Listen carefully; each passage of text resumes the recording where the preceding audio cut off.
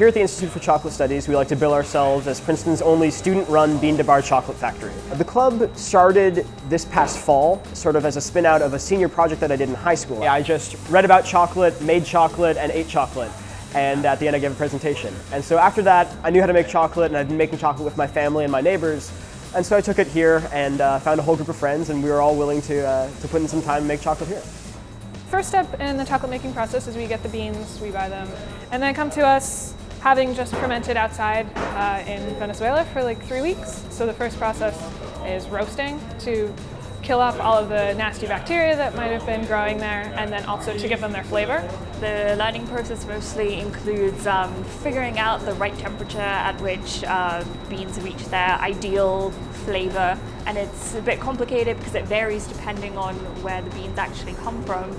After we've roasted the beans in the oven, the next step in the process is winnowing. And so this is our winnower. The idea of winnowing is we have a bean that is roasted, and inside the shell we have this really nice nib, which makes up the chocolate itself. However, in order to get to that, we have to break apart the shell and separate it in an efficient way from the nib.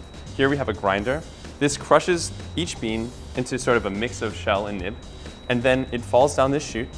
It's slowed down by a partial divider behind here, and then a vacuum on the other side can suck the shell into this trash can and allow the nib to fall into this container over here.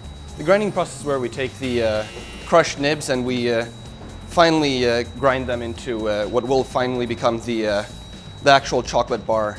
We put a filter on the bottom. We run the ground nibs through this blender here.